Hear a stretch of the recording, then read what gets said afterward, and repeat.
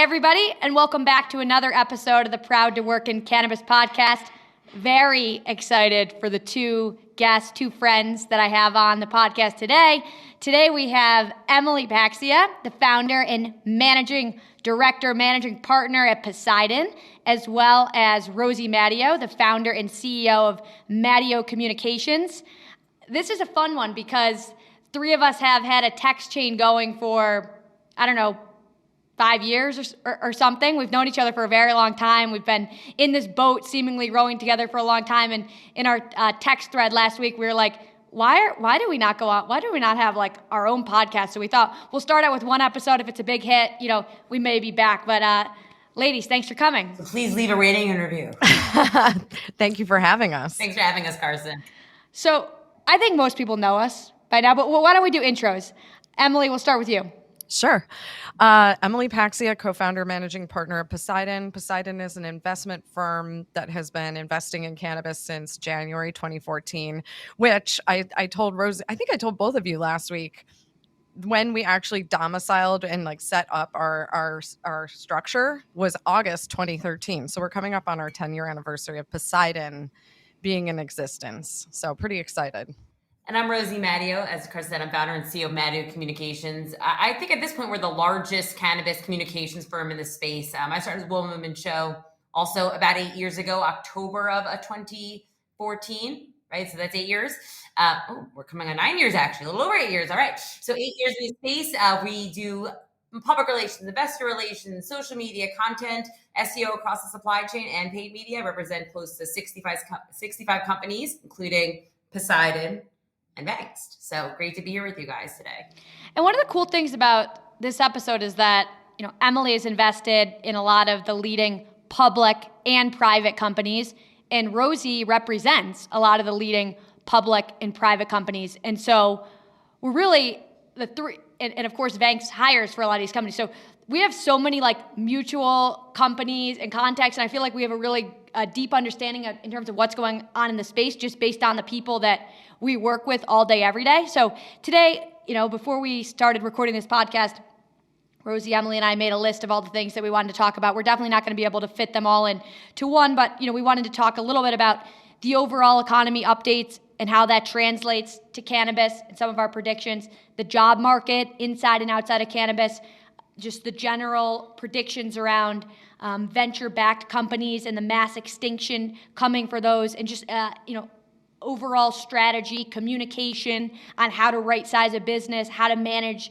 this period of time. And then we've got some fun topics around just the importance of mentors, friendships, and all the things needed to get through these next 24 months. So I guess we could call it Karson, Emily, and Rosie's survival guide to 2023 and 2024. So, I think I wanted to start out, and this was actually a topic that I'm super excited we're doing on this podcast because, Emily, I was about to pick up the phone and call you about it, but just the overall economy. I think that in December, the general consensus was, all right, we're likely heading into a recession in 2023.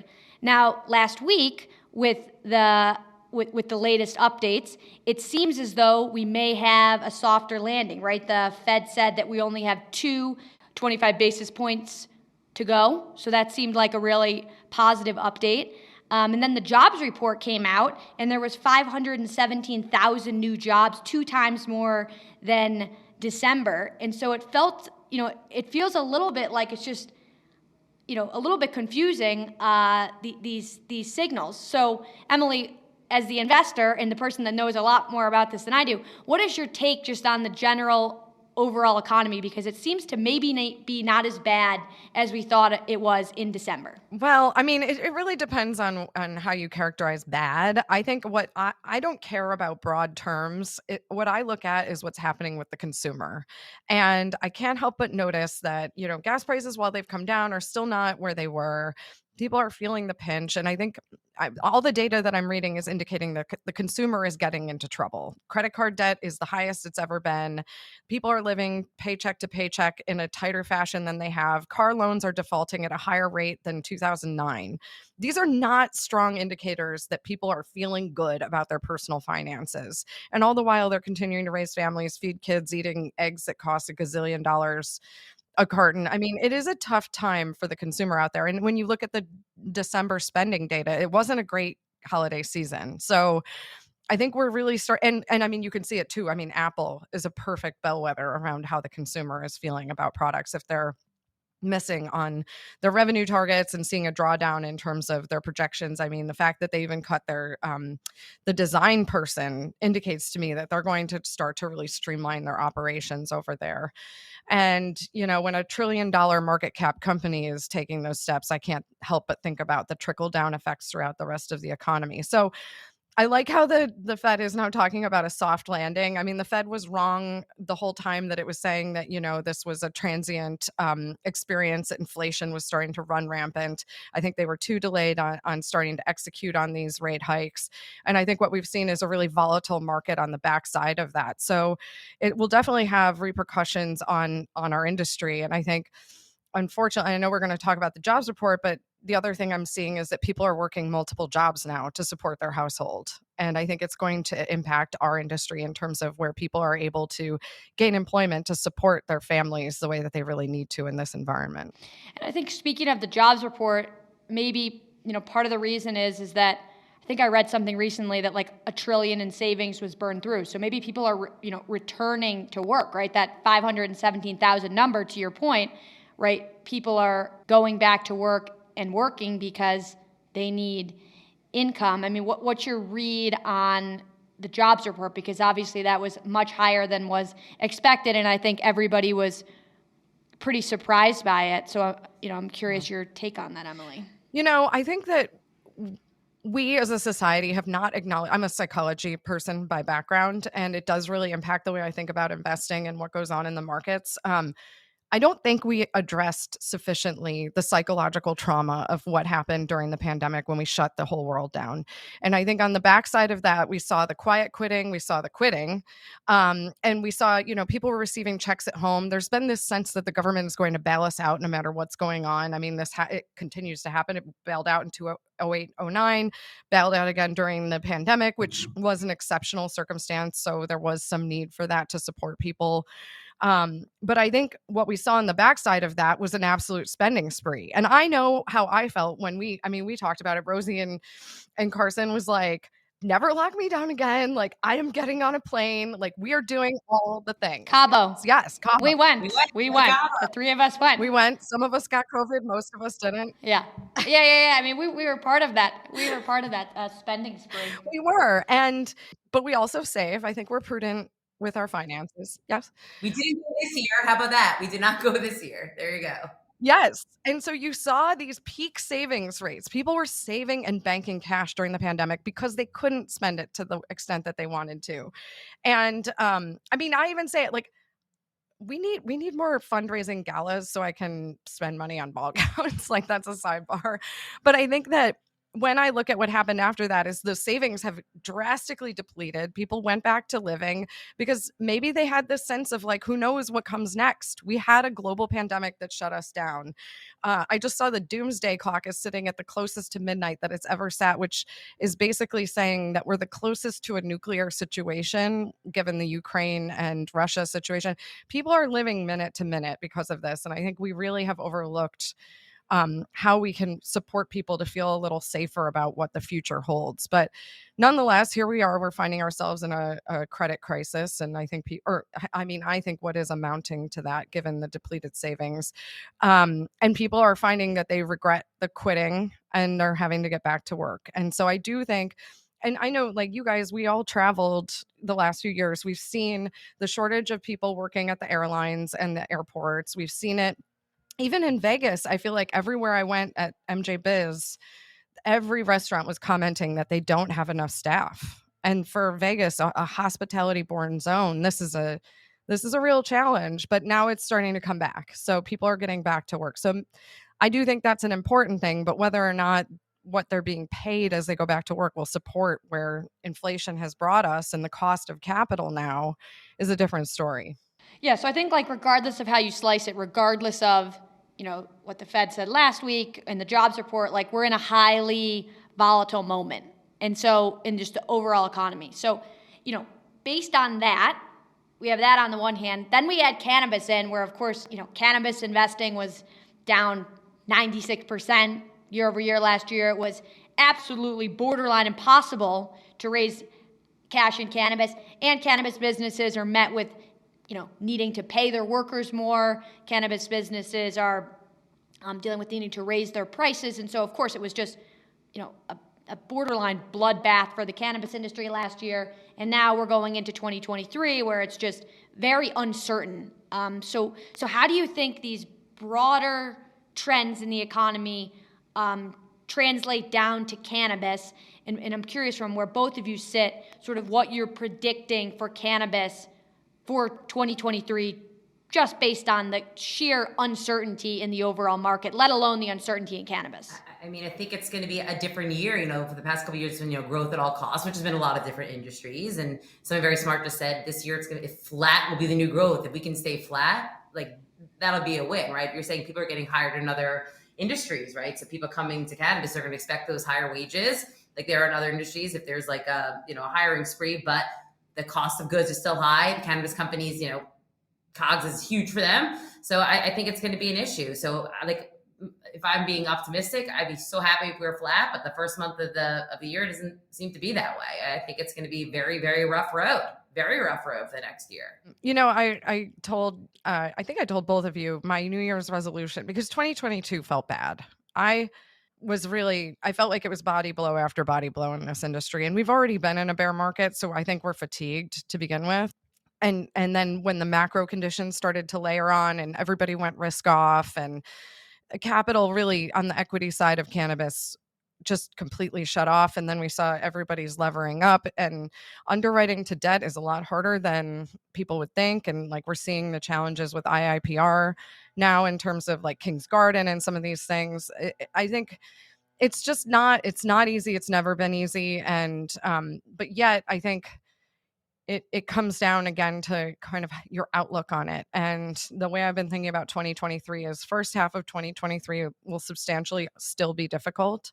And I think that I was just like, you got to focus on stamina and a path of grace. Like I used to run the 800 meter in high school, and it's broken up into 4 200-meter segments. And the third of those segments is always the hardest, because you're no longer fresh legs out of the gate. You've settled into your rhythm, and you still have a lot to go in that race, relatively speaking. I feel like we're in the third 200 before something really significant happens here. And I will say one thing I have noticed is that leadership in our industry, I think, was catalyzed by the failure in the legislative branch in 2022. It was a real missed opportunity. And what I'm hearing from leadership that I talk to across the biggest companies and all the way down to smaller companies is that we need to be aligned as an industry and work together, just like big tobacco does, like any other industry. I mean, not to align us with big tobacco, but I'm just thinking about other groups that have come together and worked to get change at the federal level, or at least acknowledgement at the federal level. So hopefully we'll see some change. But I would say everybody, I know we've all talked about it. And Karson, you said it, like you had to do hard work through 2022 to make sure that you had the time to get through 2023 at least. And I think that's the hard work done in 2022 will pay dividends. It's all about, as Morgan says, survive in advance. Yeah, I think we were, of course, the Twitter thread that was going around, I'll read it to the audience for people that haven't heard it, but Tom Lavero, prediction, there's a mass extinction event coming for early and mid-stage companies. Late 2023 and 2024 will make the 2008 financial crisis look quaint for startups. Below, I explain when, why, and how it will start, and offer detailed advice to founders on surviving the looming die-off. And then it goes into a really, really long tweet. When we think about cannabis, right, that's not, that thread isn't, was not targeted at cannabis, but I think about cannabis and all the additional challenges that cannabis has. So if there is a mass extinction coming for early and mid-sized companies in late 2023, 2024, feels like a very scary situation for cannabis companies. So I want to take a little bit of this time to talk to people that are listening, who are running companies or working on companies, around how they can be one of the surviving companies. And we've got two great people here that can help from, Rosie, I think, I'm going to actually start out with Emily to talk about some of the tacticals and then move to Rosie to talk around some of the communication strategies, because I think both are important. But, Emily, given that we talked about what's going on in the broader economy, times are tough, mass extinction coming for early and mid-stage companies outside of cannabis, times that by 10 in cannabis. What are you telling your companies to do to actually be part of the groups that survive this year? Yeah. Good question. So starting in May and June last year, when we saw the economic setup happening, we basically went through the portfolio, and where we could, we worked with founders to make sure you had anywhere from 24 to 36 months. Now it depends on the stage of the company, and the later stage, like, I can't even believe this, but I'm saying companies who are later stage, like your stage, Karson, it's a conversation about I've revised my whole conversation to bear case, base case, bull case, right? And thinking about a path to free cash flow. I mean, arguably companies at your stage and the stage of companies that I'm talking about, they should just be able to focus on growth. Now, I think I do differentiate from the tech investor cohort because we've never known where the next round of capital would come from in cannabis. And so the growth at all costs mindset hasn't really been a luxury we've been able to afford. And so we have always really been careful about looking at the quality, as I talk about the quality of revenue, right? So what is your LTV to CAC? What's your payback period? What is your, as Morgan was talking about, what David Sachs, the growth from Craft Ventures, the burn ratio, these are important metrics to understand the sustainability of a business. Like, this is not a time when an Uber is going to be getting the love at an earlier stage, because it was just a blitz strategy. And so I think that it's just a different time, and we've always thought about that. And the MSOs and the operators that I know have always said, like, you have to grow, but you can't run out of cash. You always have to know that you can have a balance sheet at the ready, and how are you going to do it? And so those have been really the mantras we've lived by. And I was cracking up because I saw that Instagram pushed you a hat that said EBITDA on it.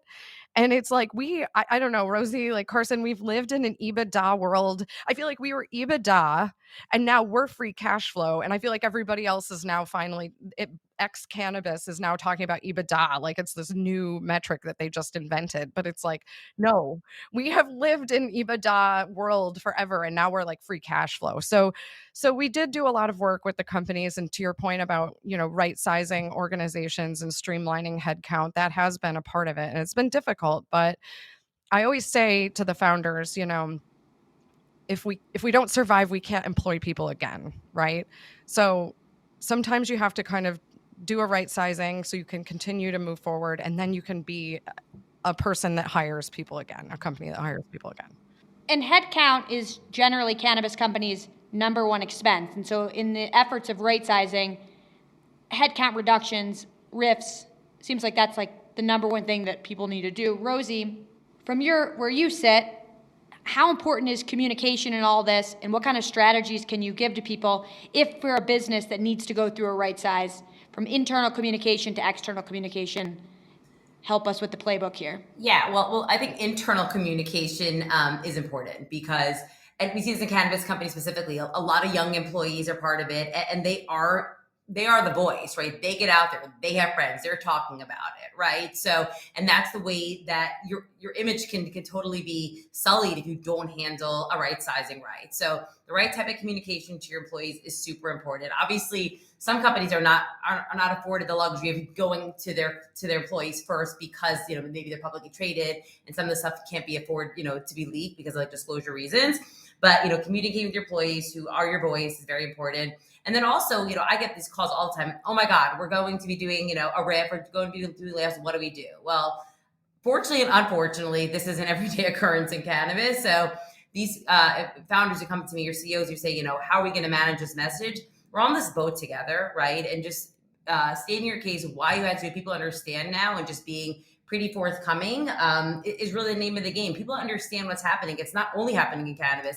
the day, some of these cannabis companies announced their risk is day after Microsoft did, right? So if these, huge companies are doing it in cannabis, which were 10 times compounded with some of these issues, have to do it, just being really forthcoming, being timely, is really the name of the game. And also I tell founders or CEOs all the time, because this is sort of a run-of-the-mill thing, which is, like I said, unfortunate, you actually don't always have to respond to the media that come to you, right? Because you want to be able to control the message, and you've done a good job to your external touch points and your internal. You said what you have to say, and you don't have to keep going forward. So it's really managing the communication flow and keeping it contained is really how you do it. When people are looking around, all right, I know I need to reduce my costs. I know I need to do a RIF.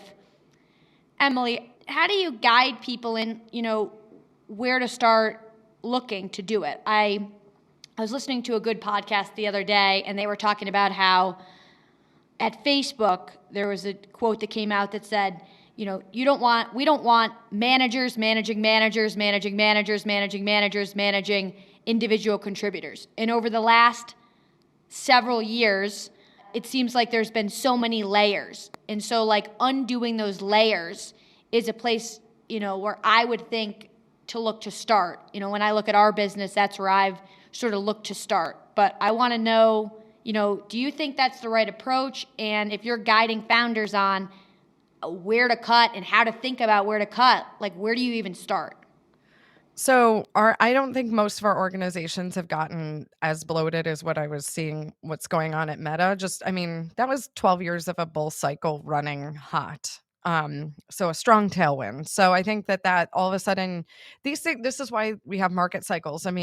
These things happen, and then all of a sudden you look around and you're like, oh my God, what does anybody even do at this company? So, that's when they bring in the bobs or like the consultants to come in and evaluate the businesses, but we're just not there yet. And I think one of the things that when I'm on a board and we start talking about it, is we talk about the key leadership, like who are the folks really driving the organization, and then doing interviews with them to try to understand who's working with them and who are the necessary people, who are the people that have been kind of faltering, and you can like kind of work with them through a more comfortable economic time versus like who's really going to contribute to this organization on their own. And so we do look at all of those things, but I do look to leadership to help guide that, because I'm one of those people that if as us investors, we always say this trite thing where we're like, we invest in people, but if you invest in people, then you have to really actually look to the people to help to give you the feedback about their businesses. Many investors are, I think of us, I've told you this too. It's like, we're critics, we get to sit on the sideline and give the feedback to the operating companies like you two, and, walk away at the end of the day. But I just believe in relying on the operational expertise of the management team and getting the good feedback. Now, this doesn't mean that operational, acumen isn't faltering at times with the team or misguided, but I think you just have to have a really good compass for what you're hearing in the feedback. So we do look at the leadership team, and I will spend time going through headcount with founders, just trying to look at things like, oh, what's this group in marketing all about, or what's going on in the sales organization. And one of the things we've also been talking about is maybe we need to rethink how we structure incentives around like sales teams. And because if the way we're selling into these companies is changing, because I know there's like a lot of turnover within the customers, which tend to be the operating vertically integrated operators. So if those groups are changing, do we have to rethink about our sales strategy in terms of who we're interfacing with inside the organization to sell in? So there's a lot that's going on. I don't believe in a blunt instrument approach to headcount or to compensation strategies. And I think that that's really important to have a refined perspective on it.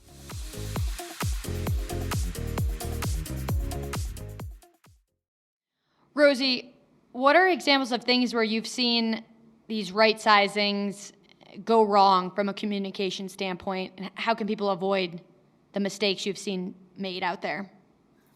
I think that, the truth always happens, right? So it's the best of your ability to be as honest about your situation and how you came to this decision. So you come across as compassionate in a very difficult situation is really the way to do it. Also, like I said, sometimes it's unavoidable, but making sure that, that like leaders of teams are prepared to chat with like the people who are under them, right? Or their what's the word I'm looking for? My brains are working on it now, but just making sure that internally you're taking care of your team. Because like I said, everybody's on social media. Everybody everybody's friends with each other within this industry. It's very small. So I really believe it starts from within, and then just communicating like to the right stakeholders, in which the manner that they're used to getting it, right? Like your board or your investors probably should not find out via press release, right? Like if they're key stakeholders, and it happens a lot of time, and they get noisy and they get loud. So really taking stock of like who your key stakeholders are and in what order they need to be informed really sets you up for success. That's a great tip. And Emily, I'm curious because I know you said in the beginning, in the Q2 of last year, you were sitting down with founders and you were saying, okay, we're really hoping to help you get to 24 to 36 months of cash. The feedback that I'm hearing right now is like, forget about runway, get to profitability, control your own destiny, don't have to raise again. And so I do feel like the narrative, continues to get more and more drastic of, hey, the goal is to get 18 months of cash, get 24 months of cash, 36 months of cash. And now it's like, get profitable, control your own destiny, don't have to raise again. So I'm curious where you are on that spectrum today. Yeah. When I was sharing about the 24 to 36 months, I mean, first of all, in our world, 24 months is 2 years, right? In cannabis, that's a really long time. So, I mean, in 3 years too. I mean, so it's a lot of things can change. So when we were setting those horizons, that was with some of the earlier stage companies. It's a harder path to get to profitability without completely slowing growth to almost nothing when you're in the earlier stages like that. So it's a fine line because I'm hearing investors say you want growth with profitability. Okay, that's really hard to achieve actually. And so Godspeed. But I think at your stage of company, we substantially our companies are on a path to profitability, and I think that was a lot of work. And sometimes it wasn't just one cut, it was two, and you hate to make two cuts because it does it does trigger a lack of confidence in the organization. But sometimes you just have to read the way that the industry is shaping up. I mean, I think we would all say that December of last year was just absolutely awful to experience. That's when December 2022. That's when we really learned that banking wouldn't get included in any of the reform at the federal level. And I think what that did for our ancillary companies that serve the operating companies was that they were like, okay, we gotta make it even further moves on this because we don't know, to your point about a mass extinction event or the budget constraints of the core customer base, like what's going to happen in the next year. Yeah, I mean, I think the overarching message that, and again, this is my opinion, I would say this to anyone asking me, is like, get profitable and control your own destiny. I mean, Rosie and Emily, we've seen some gnarly financing rounds with just predatory, devastating terms. Yep. We would rather just close down than take some of these terms. It's turning this industry upside down, right? So if you're listening right now and you don't have a profitable business, it's hard, but the three of our advice would be get there. I'm working on doing it at our company. And it's painful, the things you have to do, right? We've had growth, we've had culture, we've done all those things. And the things that were fun about this industry are not fun right now, but we're setting ourselves up for success. You have to remind yourself and your people of that, right? This is to protect the business. And now let's look forward. So we know we have this rough patch that we need to get through. But, the three of us are all in this. We're in it indefinitely. We're on this road. What keeps each of you getting out of bed every morning and continuing to go for it? Like, it's going to be a hard time, but, what is at the other end of the rainbow for each of you? Well, for us, we are trickled down from this industry, right? What's the first thing that goes? Marketing. So we've definitely not been immune to what's happening in the space. But I remind myself when we get these emails, and this is what keeps me going at night, is any single client that we have lost over the past couple months, because things have been tough, The email that comes to them, you can tell the CEO, whoever it is in tears that they can't do this anymore because the work is so excellent, right? And I'm a firm believer, if you work hard and live in integrity and do the right things and you're a great company, this will come back. As long as you can weather the storm, you come back stronger. So I think the team is what really keeps me going, knowing that the work is excellent and that, we provide a lot of value. Unfortunately, people can't afford the value right now, but we know that if we can weather through, they'll come back and we'll be better for it. Even at the beginning of COVID, ended up being a boon for the cannabis industry. Those first few days, when people didn't know what was going to happen, the world was shutting down. The first few weeks or month, I think we lost 10 clients. We thought our company was going out of business. We were freaking out. We thought we had to raise money to keep the lights on. It turns out being our best year, right? Because we continued to do the hard work. We made good decisions. We invested in the team. And I'm hopeful, and I think to myself, we made it through that hard time and it was our best year ever. We can make it through this rough road. We'll come out that much stronger and secure our position as a leading agency. It might be a little too rah-rah, but that is really what keeps me going. And you guys, of course, my friends. Yes. True friends and people who also I admire in terms of the way they run their business. And that's what keeps me going. I think that my, the thing that has kept me going through this is to look at people I admire in non-cannabis businesses and look at what they've gone through. Some of the people who are my mentors, extremely successful people, they'll tell me stories of being up at night in their kitchen with their wife or their partner, just absolutely stressed about what could possibly come next and having to face that head on. And I think that knowing that people, I like even Stu Butterfield from Slack, he talked about one time his mom had to float him to make payroll. These things happen. It is hard. And I don't know. We definitely deserve a W, and it'd be nice if we got a win on the board here as an industry.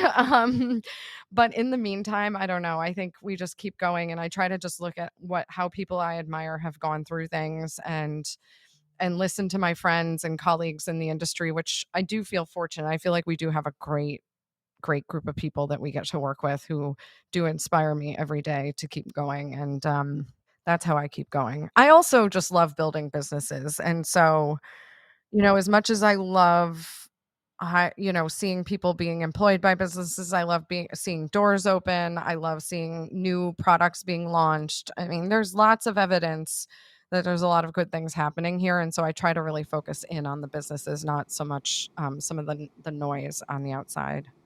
Yeah, and I think for me, as a first-time founder, again, to your point around, you listen to people that have gone through these cycles before, right? And they have so many learnings.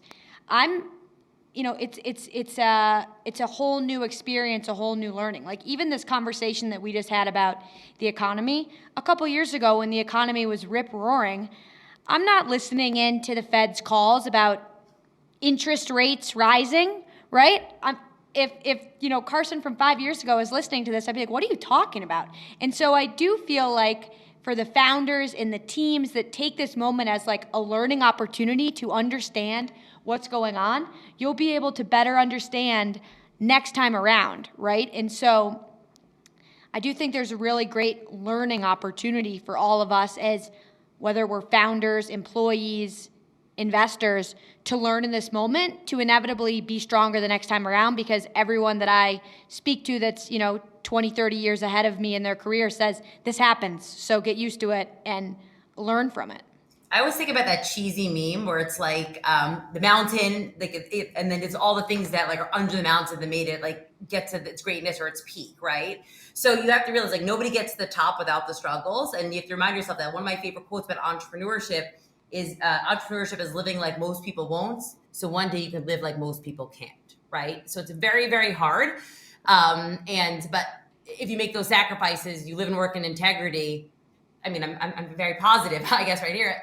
Things tend to work out for themselves. So if you struggle through it, you will make it on top. I tell myself this. Hopefully it'll come true. But that's one of the mantras I tell myself every morning when I wake up, and it's pretty hard right now. Yeah, let's talk about that a little bit, right? I mean, we're all here talking about trying to give other people advice. I think we're constantly trying to give each other advice, but we're all also operating and running our own and founders of our own businesses. And it's been, a tough, it's been a little bit of a tough road. What are your tricks on the personal level for you to be able to show up attempting to be the best version of yourself every day, even when there's a lot of hard things going on in the external world? Like, what are your personal tricks that you do? I mean, for me personally, I try to start my day with two things, with gratitude and a workout, right? I'm a firm believer that your day starts the moment you wake up, and what you put out there sets the tone. Like, and you can flip the script. So every morning I start out by saying 3 things I'm grateful for in my head, and then I hit a workout, and that's starting the day doing something really hard. I say this every single day in my Instagram stories. Start the day doing something hard. So when I get it, heavy lift and I'm out of breath, I did something hard. I'm like, well, I did something hard today. I can do many, many other hard things. And those are 2 things that are non-negotiables for me: a workout and 3 things I'm grateful for. And then my morning text to Emily and Karson, right? Girl, we can do this. We got this. It's Tuesday. We got this. Emily, what about you? Yeah, it's really similar. I mean, I get up at 5 every morning, sometimes earlier, but mostly 5 in the morning. And Emily Paxi is always awake. If I wake up at 5 in the morning, she's awake. So she literally does not sleep, this person. it is. I don't wake up at 5 in the morning. I feel like that's my one thing. I'm jealous, like, of people that wake up at 5 in the morning. Don't be.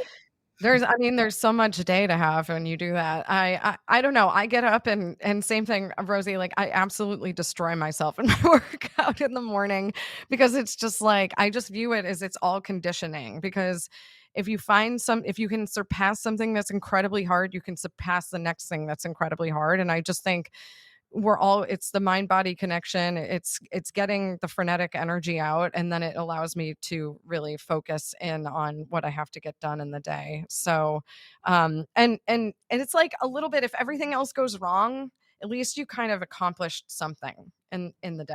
100%. Yeah. 100%. That's So what do you do? Tell us. Well, I was gonna say I don't do what you guys do. Maybe I should. I do start out the day with gratitude journal, right? I write out the 10 things I'm grateful for and why, and say them out loud. And 10 things is a lot of things, and so sometimes it's like, I'm grateful for this amazing cup of coffee that I'm about to drink, because live in a place where I can walk down the street and get a cup of coffee, right? Little stupid things like that. And I do my workout after work, because I feel like throughout the day, like, so much gets built up that then just on my way home from work, turning it all off and like working it out is that's just worked for me. I used to be a morning workout person, and now I've become a nighttime workout person, and that's kind of sticking. But the one other habit that I have that's like a leading habit that, like, when I do it, I think other things fall into place. I'm always trying to learn something. So I try to listen to a podcast or an audiobook or something, because I feel like when I'm hearing about other people that are doing really cool things and are like inspiring, that makes me like want to work to be more like them, or work to incorporate something like that into my life. So I would say, like, learning is the one other piece that I just try to fit in a little bit every day, and it just kind of like keeps me grounded. But I think it's super, super important, because I know for the 3 of us, like, whenever we find ourselves getting out of balance, it's when we're not doing these things for ourselves that trickle into the rest of our business and our life. Yeah, absolutely. And Rosie, like, you're really good at inspiring me to take walks, because sometimes I'll just get chained to the computer. And Karson, to your exact point, like, I will take walks, and that's when I listen to what I can learn. And so I do listen to a lot of podcasts or books or things like that, so while I'm walking. So it's a little bit of rationalizing how I spend my time, but it does help me to get out and take a walk. And I try to do that at the end, quote unquote. Was it Clayton Christensen always said, like, you're never done if you're an entrepreneur. Your day is never over. You have to end it at some point. This is something I've added too, because we could all be attached to our emails and phones and texts all day long. And the one thing I added this year is, at night, I'm reading a half an hour before I go to bed. And I'm putting my phone, I still sleep with my phone next to my bed because I'm crazy, but I do remove it from my room for that half an hour, because otherwise it's all work all the time, and you need to separate and just not be so, attached to the digital. So that's been a hack. I gotta keep doing it, but that's been a new one. So we basically have all 3 of the same habits: gratitude, exercise and movement, and reading and learning. Rosie, you're a mom of 4 girls. Talk to us about mom life and entrepreneur life. and you work out every single day, and you're doing your gratitude journal, and you're learning. It's like, the saying is like, you want to get something done, give it to the most busy person. I mean, that is Rosie Matteo in a nutshell. Talk to us about mom plus entrepreneur. I mean, actually, they say you want something done, give it to a mother, actually. That's really what it is, because mothers are the ultimate multitaskers. You can tell by the way I talk, like, I have a very frenetic energy. My day needs to be filled, or like I'm actually very it's uncomfortable to be around me when I'm not busy. So this is for like my family's sake that I stay so busy. But really, and I don't talk about him enough. And I've been doing this thing actually every week where I've been saying the thing I'm grateful for. Next week, it's for my husband, Dan Matteo. Okay. Because people think I do it all, but I am a working mother. I have a stay-at-home husband. So that makes it a lot easier. I have a lot of help at home. So because there is that mom guilt. I'm on the road a lot. I'm working all the time, but I do know my children are well cared for. So that makes it a lot easier. But also one of my goals this year was just to be a more present mother. Like I could work all the time. And it's a balance. I do miss things. Like I miss plays. I try not to. I don't think I missed a birthday yet, but hopefully I won't. But I just want to see people who likes to stay busy, and I'm hoping that I'm setting a good example for my daughter Viva. We live in an area where most women do not work and their husbands work, so we have a different family dynamic. And I just tell myself when I'm feeling a little down about not being like the best mother that I can be, is that I'm just setting a different example. We have a different lifestyle, and hopefully they'll learn from it and be proud of it one day, and not be like my mother was never around and my mom didn't care about us. But it's not easy, and it's a balance, and I work on it every single day. Not easy. And we were talking, Rosie and I, we were in Miami last week, and we were with our friend Jen, and we were talking about how like it's super important to all of us, so that when our daughters or granddaughters or great granddaughters go to start businesses, it's just like the norm. Right? I mean, and, I think one thing that, the three of us have, I think we've done a good job on, is like, we never really play the, like, business is so hard for us because we're women, right? I've never heard either of you say that. I've never said that. And I think that's really important in changing the narrative for our daughters, granddaughters, everyone else. Like, it needs to be, I'm starting a business and my business is going to be awesome because I have a great idea and I'm awesome, and not letting those negative thoughts of I'm not going to have as much luck because I'm a woman, like not even letting those thoughts cross into our mind. And I think, like, Rosie, you've done such a great job of just setting that example for your daughters of you can do anything you want. Like, you're a woman and you have just as many, if not more, advantages than men. So it's really inspiring to watch you do it in action. And also it's that whole thing of waking up, like we're all three of us talking about, like positivity, right? If you walk into a room and you're like, well, I'm a woman, I'm not going to be able to achieve something, you've already set yourself up for failure. And like Emily and I have talked about this before, like be in the room, walk into that room and own it. I know it's not always easy. It's really not. Three of us have been the only woman in a room, but guess what? You are then the unicorn, right? You're in a room with all these guys and you're probably just as well educated. You're working just as hard as them. You deserve a seat at that table, and it's all about the mindset. Like, you're setting yourself back by blaming other people for it. Yes, we know the statistics are there. Men raise money easier than women, but if you don't set yourself up with a positive, attitude, you're never going to get that money. Never. Yeah, I think that's right. And you just have to keep showing up every single time. And one of the things we talk about collectively too is if you are the only one in the room, then invoke others. Raise the name of a person that you respect that's a female or somebody from a diverse background, because that's the way that you can pull people along with you into the room. And I think that's a really important thing as females. There used to be, I talk about this like sharp elbowed approach to, well, I got the seat at the board, so it's the only seat that a woman could have, so I have to, defend this. But I don't see it that way. I always talk about like having an attitude of abundance and pulling people along. And I think it is really important. And Rosie's absolutely right. Like, if you can show up and offer something and be a part of the discourse, then you do stand out. Like Rosie, like her name is Rosie Matteo. Like, we all know Matteo Communications. It's like as she said, the leading firm in the industry. And yet, but if all I have to say is Rosie or Karson, like I don't even have to say your last names. Everybody knows who you guys are, because you do stand out in being a smaller number of us females in leadership. So, which is disappointing. I think the elbow is an important thing, right? Like, like it's this idea of abundance. And I will say, I'll give an example of this. We were at, Karson and I were down in Miami last week for a conference. Karson was on a panel. I sat down. Karson must have mentioned Matteo and my name 100 times, not 100 times, 3 times during her panel, right? Like, we have to support each other as women, and the only person that looks bad by, talking poorly is that person who's talking poorly, right? So when you act in a place of abundance, you bring people along to ride, it's just so much more rewarding, right? And we can help each other, right? The more opportunities I have, the more opportunities I can give to Karson and vice versa. Wait, I thought you said if I promoted you on the panel, I would get a discount. After the podcast, have you heard about 2023 Cannabis offer? Any discounts? I'm kidding. No. No, I think that's like a good point. Obviously in the beginning of this podcast, we're talking about, how hard the environment is. And that's one thing, but like your mindset and how you approach it, you can have a positive spin, right? Like, this is an opportunity to get our business profitable so that when the other side of this comes, we can grow profitably. This is an opportunity to insert whatever, right? It's like, how do we all take a, frankly, extremely difficult situation in our industry and turn it positive?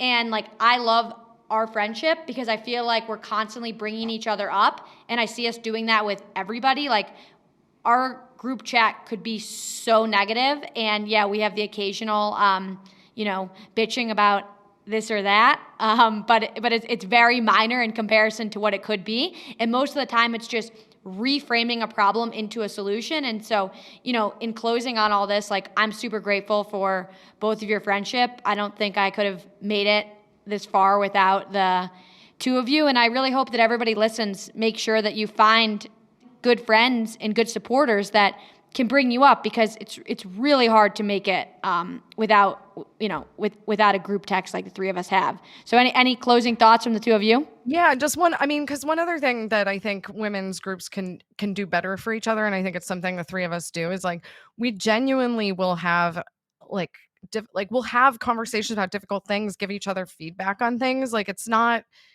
all rah all the time. It's like, this is hard. And so I think that's a really important thing. It's like, compassionate honesty with each other about what we're dealing with. And I feel like that's really important for women, that we don't have to always just be cheerleaders, because sometimes the most important thing you can do is really be a good feedback system. And I know both of you have been that for me. And so I think that's really important. Yeah. Like, I think we've all given each other like real, legitimate, hard feedback. And I think that's what everyone wants and needs, right? Like, if I'm doing something that outsiders looking in are like, that doesn't really seem like the best business move, or, Rosie says, don't post that on Instagram, like things like that. I think we all give each other real feedback, and it's so helpful. All right. Well, let's do it again. I mean, we're at 49 minutes. Let's check back in a couple months, see where we'll do another macro cannabis positivity mindset podcast. So thanks so much for jumping on. It was a really good time having you. #Rosilyon.